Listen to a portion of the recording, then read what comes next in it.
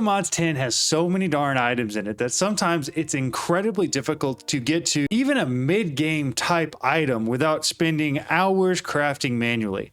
The point of this video is to show you how to avoid doing all of that and instead set up auto crafting with automation to craft basically anything you want automatically. In this video, we're going to be walking through how to set up automation for 5 different things. Now, all of these automations are on sort of a beginner level automation scale. However, the concepts that I'm going to show you can basically apply to anything that you want to automate throughout basically any mod that you're trying to progress through. The 5 automations we're going to be setting up is how to automate a furnace, how to automate hostile neural networks, how to automate the Mekanism Metallurgic Infuser, how to automate the Power Infusion Crystal, and then finally how to automate the entire Infusion pedestal setup from Mystical Agriculture. These 5 automations should basically show you how to automate anything you want, so hopefully this video is helpful. I'm John Hall. Don't forget to like and subscribe. Let's get into it. All right, so first of all, this world that I'm playing on right now is the one I stream on, and I've got a lot of different automations set up, but the first one we're going to be talking about is this one right here with the furnace. Now, because I have auto crafting from AE2 set up, this means that I can have patterns that will tell the AE2 system how to craft certain items. If you're interested in me making a video on how to set up this auto crafting setup that I have here, leave that down in the description, but that is a little bit outside of the scope of this video. So for automation in the furnace, what we have is our normal furnace like you would see in any sort of playthrough. Just a normal all-the-modium furnace. It does have a factory augment, which allows it to use power instead of having to use coal or resources. On the top of that, we have this ME pattern provider hooked up to our ME system using the ME Fluix glass cables. And then underneath, we have an ME import bus. Hard to see, but we'll go ahead down there real quick. An ME import bus. And inside that import bus, we have 4 acceleration cards. So that entire setup there is all you have to have in order to completely automate your furnace.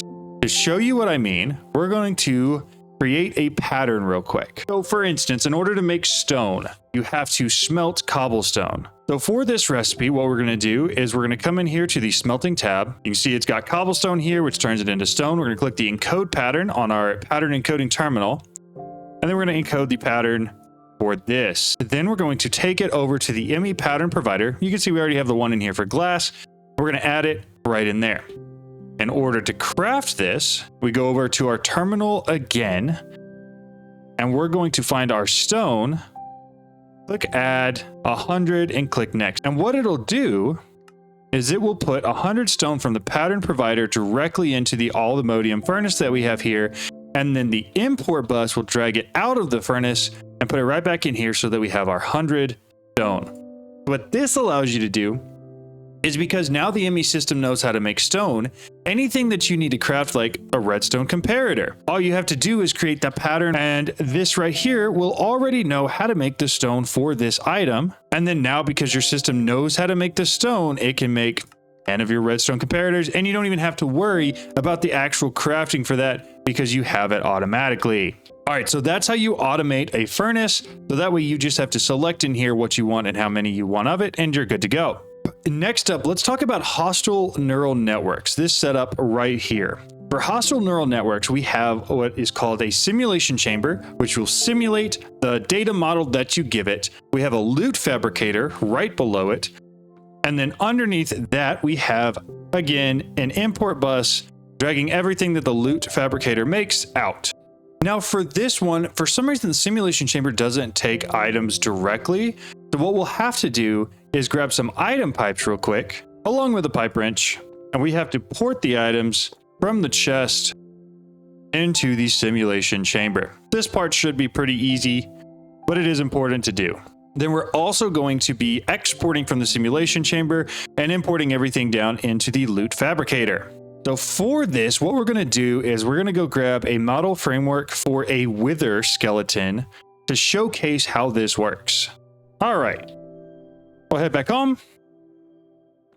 We're going to take that data model out real quick. We are then going to put that data model into our simulation chamber. Then we are going to create a pattern. This pattern is going to be for the wither skeleton skulls. And so that's going to be instead of the wither prediction, we're going to say to send, for now, 2 prediction matrices to create a wither skeleton skull. Now, obviously, it's going to be a little bit more than this, at the beginning at least, until your model increases its accuracy. But once it's up to the 99% accuracy, you can reset this processing pattern by shift right clicking and then change it down to 1. So that way it only sends 1 prediction matrix instead of the 2. But to sort of showcase how this works a little bit, we are going to get auto crafting set up for the prediction matrices. And then once we have that in there, what we can say for wither skulls is to create 200 of them. Click start. It'll create all of the prediction matrices we need. It will automatically send them to here. And then those will automatically be imported here, where they start going through and running the simulations based off this data model. Now, like we said, we're at a pretty low point of accuracy right now. However, as this continues to run through tiers, it will increase its accuracy and then we can change it. But for now, as soon as it makes one of those wither predictions, it will send it down to the loot fabricator. And all we have to do is, once it's in the loot fabricator, is select what item we want from it. In this case, we're selecting wither skeleton skulls. So from then on, whenever it gets one of those wither predictions, it will only make wither skeleton skulls.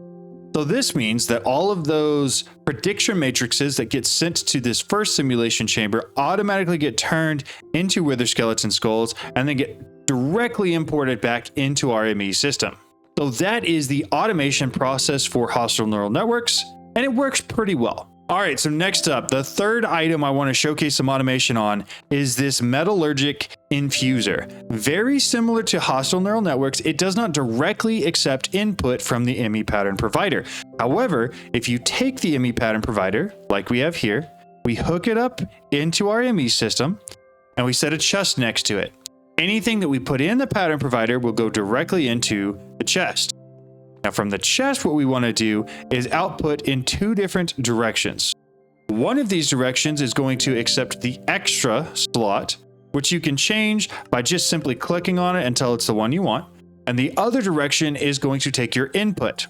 Now the reason we have to do 2 is because we also have to add the item that we're infusing with the ingot that we're infusing it with.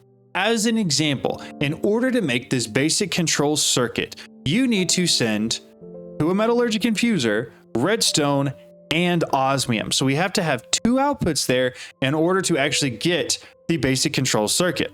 So what we're going to do is, for this, we're going to take a pattern.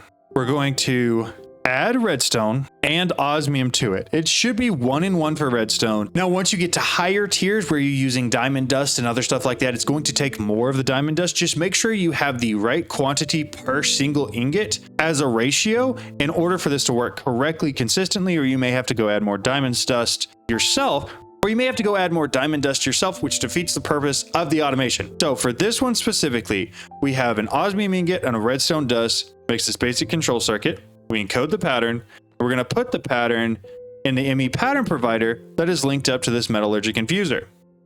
Next, we're going to go search for our basic control circuit, and we're going to have it craft 10 of those. Now, what you'll see is it'll put all of those items in the chest. It'll put the 10 redstone in here and the 10 osmium in here. It'll create them all, and then the ME import bus that's underneath here imports everything directly back into our ME system. So that right there is all you have to do to automate the Metallurgic Infuser. Again, like we talked about, when you get to higher levels of Metallurgic Infusers, where you're infusing with diamond dust or refined obsidian or anything like that, you are going to need more of the extra per input that you put into the Metallurgic Infuser. So just make sure you get the ratio on that correct. All right, that's Mekanism infusing. Next up, we have Power infusing, and this is one that my chat actually showed me while I was live streaming the other day. Fantastic setup here that is so incredibly simple. Now, Power infusing, I'm not going to show you how to do. That one's pretty simple. You have all of these energizing rods that are going to energize whatever's put in this orb, and you need this in order to make several different types of items. However, in order to automate this, all you have to do is put this ME pattern provider right below the orb, and then also have an ME import bus pulling out of the orb, with one setting changed inside the pattern provider. You'll notice that the rest of these are not set up. The rest of these are set up in blocking mode to ignore the contents of the target inventory. This one is set up in blocking mode to not push crafting ingredients into the inventory if it contains a pattern input, meaning that it's going to wait until the first process happens before starting the second one.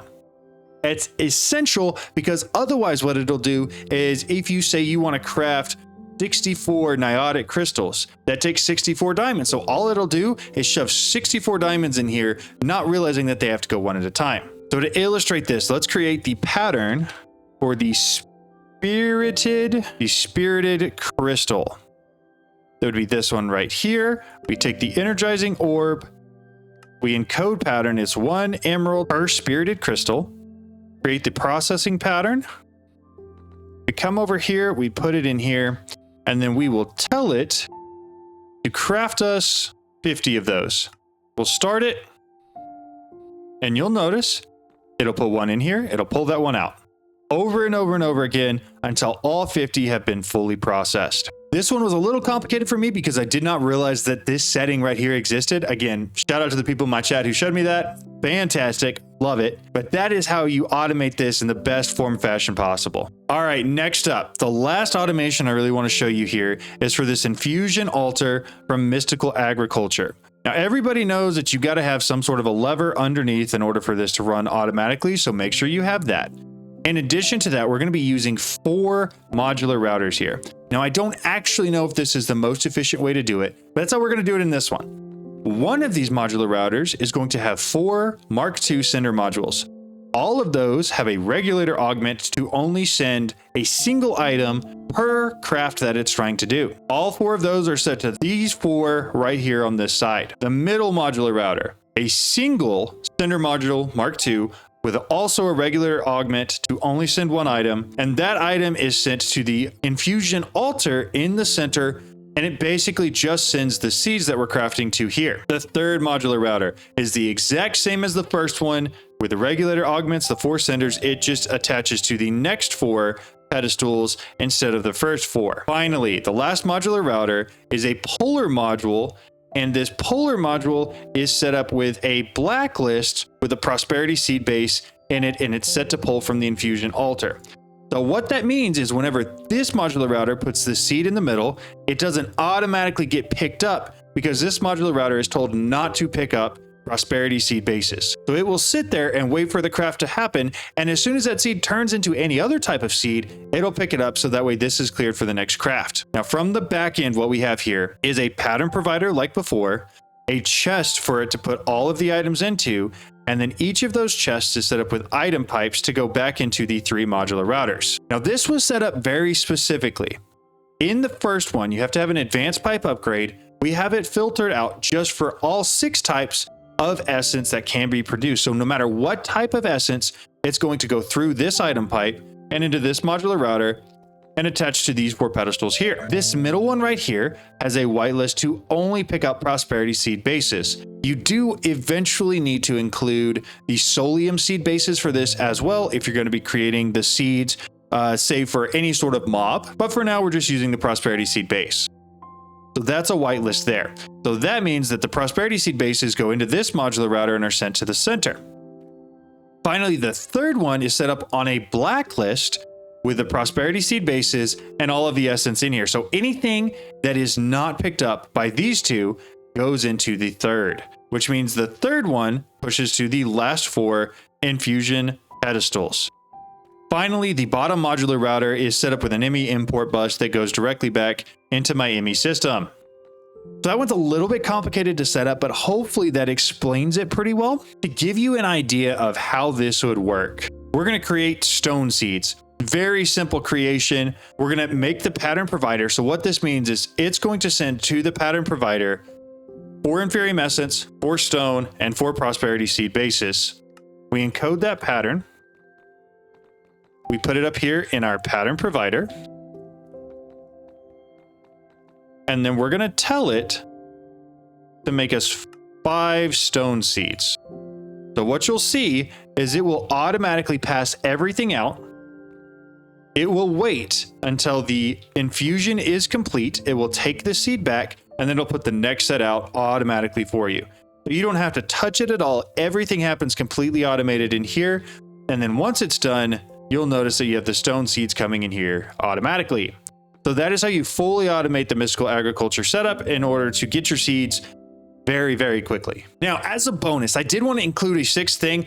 However, I want you to keep in mind before I show you this is not optimized. It's not optimized at all. It's simply something that I figured out how to do. And so if you can show me how to do this better, leave it down in a comment below. I would love to see a better way to do this. However, I have also automated the 3 different processors that you need for AE2. For AE2, you need calculation processors, logic processors, and engineering processors. And here is how I did it. These right here each handle one of the different types of processors. So what we have is a pattern provider at the top that sends a silicon, a gold, and a redstone all to here. It all gets imported down into this chest. And in this chest, we have it filter out to where the gold goes to this inscriber, the silicon goes to this inscriber, and the redstone goes directly down to the bottom. There are hoppers that take the pressed logic and put it down to the bottom, and the pressed silicon and put it down to the bottom. And then this final inscriber finishes everything, and then it's imported back into our ME system. There's also power that's run to the 3 inscribers. So to give you an idea of how this actually works, if we come over here, we say we want 30 different or 40 different logic processors. We click start, it'll send all of those items to here. Then this will automatically start pressing everything, take the silicon, the gold, put it all down here into the bottom, and it'll press it all with the redstone that it already has, and then import it all back into our ME system.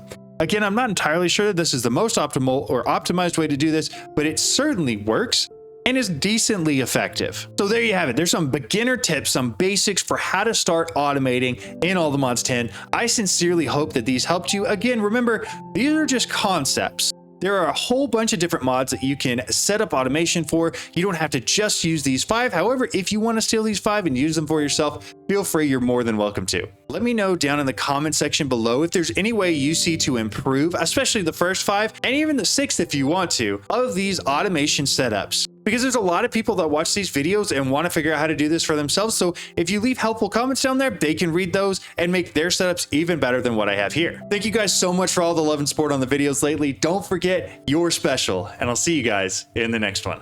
Bye.